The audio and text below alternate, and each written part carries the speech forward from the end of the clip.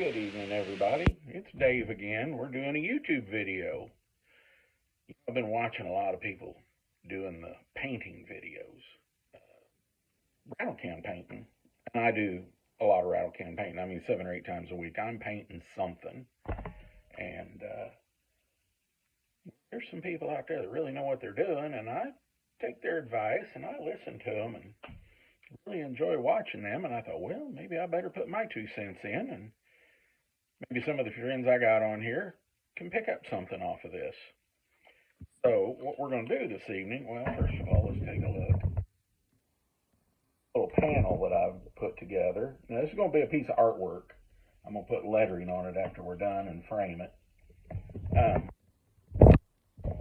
But what it comes down to, a lot of people say, oh, you can't rattle can paint.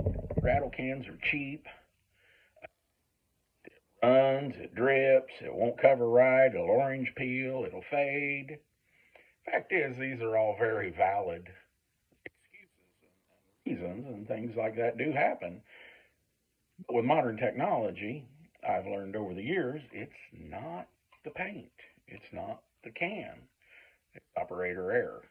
See, this Krylon shortcut that I'm getting ready to use is one of my favorite paints to use, and it's one of my favorite colors, antique bronze. Well, this can has been sitting on somebody's shelf somewhere for a while. The warehouse, the retailer, your closet, what have you. So while it's sitting on the shelf, it separates out. So the paint, the heavy part, settles to the bottom. And all the chemicals, they go to the middle. That's the thinner, the activator, and the hardener. And, of course, the lightweight stuff, the propellant gas, it all goes to the top. Now, this has the spray nozzle has a tube going to the bottom. So if you grab this can right now and pull the trigger, you're going to get this color. But it's not going to be a good color. It's going to be all paint. It's going to plug the tip. It's not going to cover good.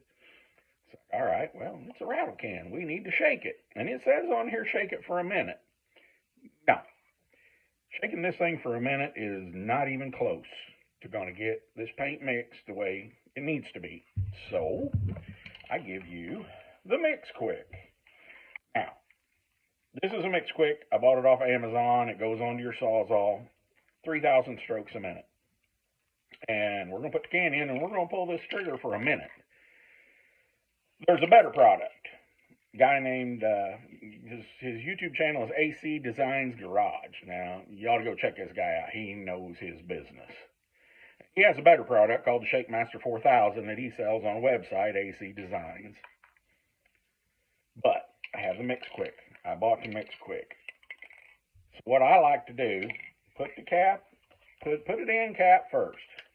And be sure you ratchet this dude down good, because let me tell you something, this thing will shoot a can clear across the room. Trust me, I've done it. So we're going to ratchet that down really good, and we're going to pull the trigger, and we're going to, like he says, we're going to do our best impression of John Rambo. And I don't know if you're going to be able to hear me over this thing, but you see how hard that thing's getting shaken. But in the interest of making the video quicker, I already have a can that I've put towards the next step. Now, like I was going to say earlier, this can's a tool. No different from a hammer or a wrench or even a computer. If you don't use it right, you're not going to get the right effect. It's not going to do its job right. So what I've done is I have taken the can to the next level, to the next step of prep. So it has been sitting in this container of water. This container of water straight out of the hot water tap, 120 degrees. And this can's been sitting in it for about 4 minutes. So this can's very warm to the touch. About 80 to 90 degrees is perfect. What this is going to do for you, one, it's extra pressurized, so the propellant is amped up. It's going to spray harder. It's going to spray better. It's also going to atomize the paint finer, so it's going to go on the surface better. It's going to go on smoother. It's not going to orange peel as bad. So let's get to doing something here. We are going to take this can, cap off, Krylon Shortcuts, Antique Bronze.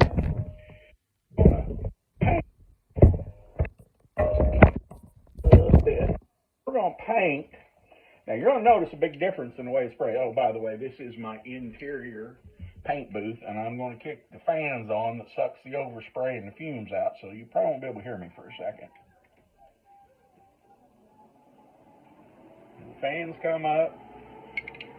We'll start at the bottom, work our way up, about a 50% overlap. Keep in mind these small cans shoot a conical pattern. So,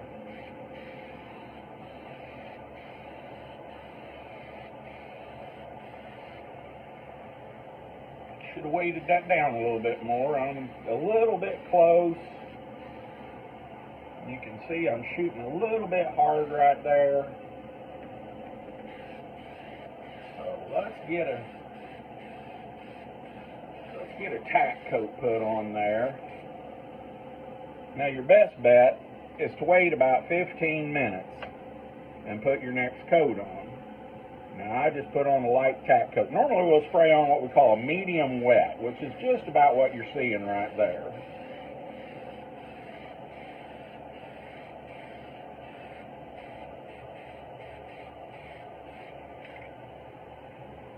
So, you spray that on there like that.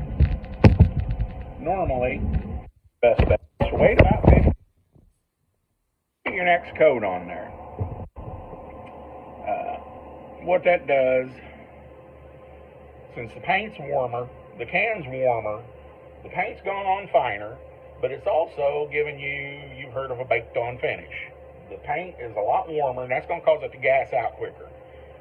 So the thinner, the hardener, the activator, and any of the propellant gas that's still in the paint, when it hit, is going to evaporate out of here a lot quicker. So this paint's going to smooth down and dry down within 15 minutes. I don't have the camera to do all that fancy stuff, so we're going to leave this right here. I'll let you look back at that. I put on a really nice coat, and now that it's sucked a few of the fumes out, which this paint booth is great. It sucks all the paint right out through that filter. There's a tube. Pulls that paint right outside. The fumes off of the paint right outside. I'm gonna finish painting this off camera because, like I said, I don't have the fancy stuff to keep doing all that. I'm gonna finish painting this off camera. After it dries here in a day or two, I'm gonna come back and I'm gonna letter it. I'm not sure exactly what lettering we're gonna put on it, but something. And then I'm gonna frame it, and it's gonna become a wall hanging, and it'll probably go into Deanna's bedroom. I paint all the time, guys. I ain't saying I'm the greatest, but I really enjoy doing it. And these are just tricks I've learned over the years. If you want to do some painting, get you a mechanical shaker. I say I got the Mix Quick. I say the Shakemaster 4000 from the AC Designs garage guy is better because it clamps the can in better. Use the hot water. I've tried heating cans up many, many ways. Hot plates, heating pads, leaving them sit in the sun. Setting it in 120 degree waters for about 4 minutes will get that can up to 80 or 90 degrees. That 80 to 90 degrees is magic. The room is at 75 degrees. There's no humidity in here, so that's just almost the most perfect setup for painting that you could possibly have. That is, I got a little heavy down here at the bottom, and I'll have to clean that up. I'll sand this. I'll let this dry and I'll sand it before I reshoot it. I was getting in a hurry trying to do the video. But hey, have fun, do some painting. And this is your Daily Dose of Dave, and I'll see y'all later.